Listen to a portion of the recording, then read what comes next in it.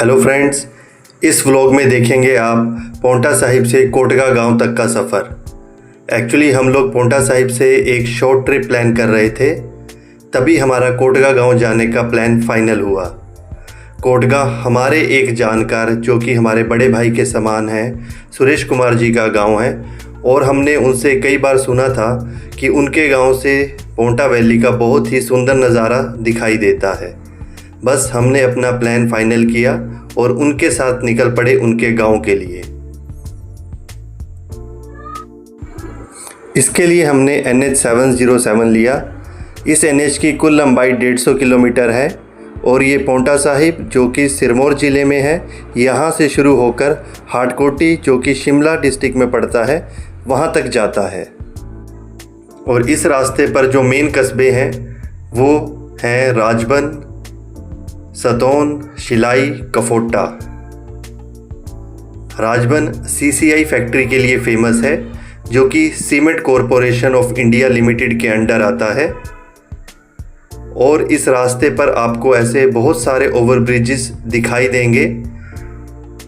इनका क्या महत्व है ये मैं आपको थोड़ी देर में बताऊंगा। इसी रास्ते पर आगे चलते हुए ये आया सिरमौरी ताल गांव। NH बनने के बाद गांव निचली साइड रह गया है और ये मान्यता है कि सिरमौर डिस्ट्रिक्ट का नाम इसी गांव के नाम पर पड़ा है। ये देखिए एक और ओवरब्रिज, और ओवरब्रिज के ऊपर आपको ये ट्रॉलीज दिखाई देंगी। ये ट्रॉलीज CCI फैक्ट्री तक कच्चा माल ढोती हैं, यानी कि जहाँ से कच्चा माल निकाला जाता है वहाँ से CCI फैक्ट्री तक इन ट्रॉलीज में लाद कर सामान लाया जाता है और वो कच्चा माल सड़क पर ना गिरे, इस वजह से ये ओवरब्रिजेस बने हुए हैं। ये NH 707 वाइडनिंग के बाद और मेटलिंग के बाद नया बना हुआ है।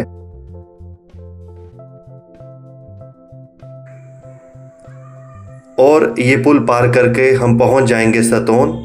ये पुल गिरी नदी के ऊपर बना हुआ है जो कि यमुना नदी की एक सहायक नदी है। ये पुल पार करके हम पहुंच गए सतौन। ये सतौन का मेन मार्केट है और ये लेफ्ट को जो रोड कटती है ये श्री रेणुका जी जाती है, पर हम लोग NH 707 पर ही चले और सतौन से लगभग 2.5-3 किलोमीटर चलने के बाद हमने एक राइट का कट लिया।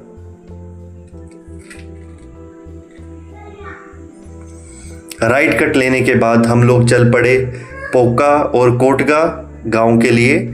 यहाँ रोड तंग हो चुकी थी, लेकिन जो नज़ारे यहाँ से दिखाई दे रहे थे वो बहुत ही सुंदर थे।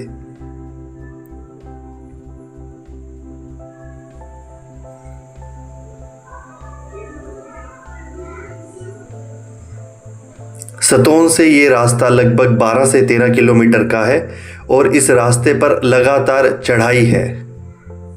चढ़ाई के साथ साथ तीखे मोड़।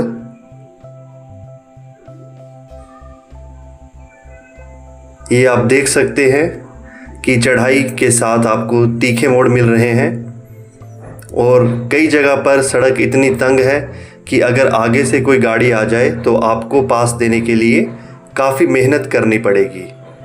पर जैसा कि ये गांव का रोड है तो यहाँ पर ट्रैफिक भी कम है।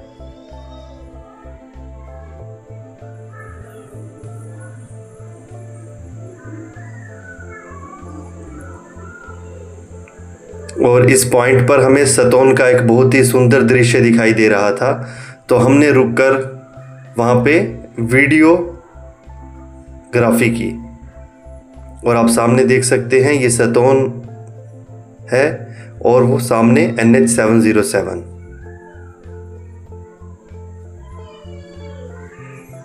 कुछ फोटोज क्लिक करने के बाद हम दोबारा चल पड़े कोटगा गांव के लिए।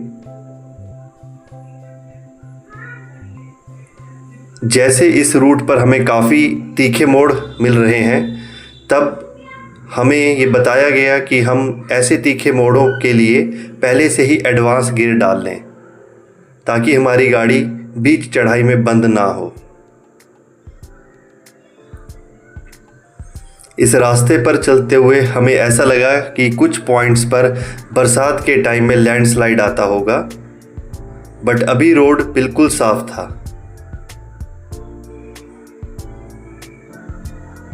फ्रेंड्स, ये मेरा पहला व्लॉग है, तो प्लीज़ आप लोग लाइक एंड सब्सक्राइब करके अपना सपोर्ट दीजिएगा मुझे, ताकि इससे मुझे और मोटिवेशन मिले।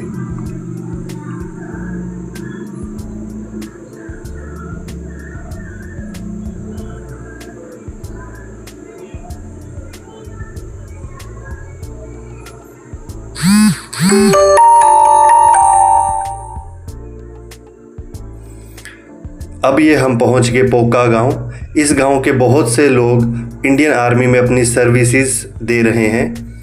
पोका गांव को पार करके हम दोबारा कोटगा के लिए निकल पड़े। तभी सुरेश भाई ने बताया कि इनके यहाँ पर वरा क्षेत्र करके एक बहुत ही प्रसिद्ध मंदिर है। वो मंदिर विष्णु भगवान के वराह अवतार का मंदिर है। तो हमने डिसाइड किया कि पहले मंदिर के दर्शन करेंगे, फिर उनके घर जाएंगे।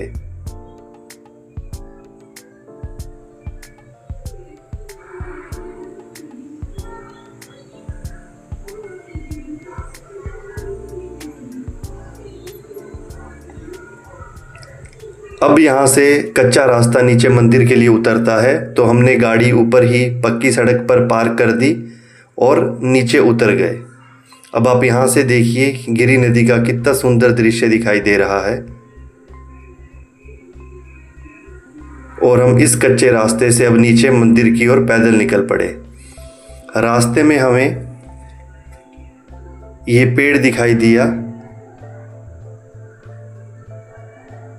ये अंजीर का पेड़ है और सुरेश भाई हमारे लिए ताज़ी अंजीर तोड़ने पेड़ पर चढ़ गए।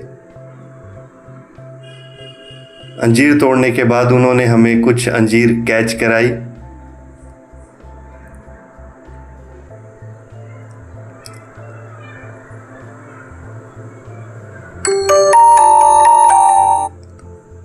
और ये देखिए पेड़ से तोड़ी हुई ताजा अंजीर।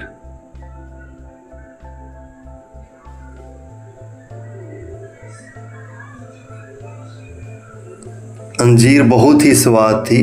अंजीर खाने के बाद हम दोबारा मंदिर के लिए निकल पड़े। मंदिर बहुत ही शांत एरिया में था और यहाँ बहुत हरियाली थी।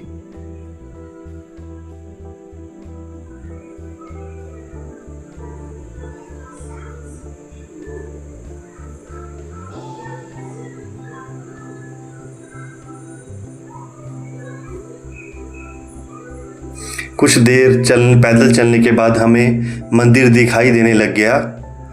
मंदिर में बहुत ज़्यादा हरियाली थी, बट पहुंचने पर पता चला कि वहां पर अभी कंस्ट्रक्शन का काम चल रहा है। मंदिर में एक पवित्र कुंड भी है, हमने उसके दर्शन किए। वहां पर मुंह हाथ धोए और फिर मंदिर के दर्शन किए। मंदिर के दर्शन करने के बाद हम उनके घर के लिए निकल पड़े और घर में उन्होंने हमें बहुत ही स्वादिष्ट एक पहाड़ी डिश बंडोलियाँ खिलाई, जो कि मीठी और नमकीन दोनों थी।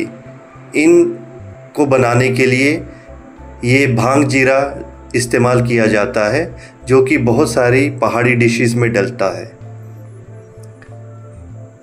खाना खाने के बाद हम उनके गांव घूमने के लिए निकल पड़े और इतनी ऊंचाई पर इतने खूबसूरत खेत देखकर बहुत ही अच्छा लगा। और ये देखिए आप लोग उनके गांव से पोंटा वैली का व्यू। नीचे गिरी नदी है। उन्होंने जो कहा था बिल्कुल सही कहा था। आज थोड़ा मौसम साफ़ नहीं है, इसलिए ऐसा व्यू आ रहा है। तो आप सोचिए कि अगर मौसम साफ़ हो तो कितना क्लियर और सुंदर व्यू आएगा। तो शाम की चाय पीने के बाद हम वापस पोंटा साहिब के लिए निकल गए।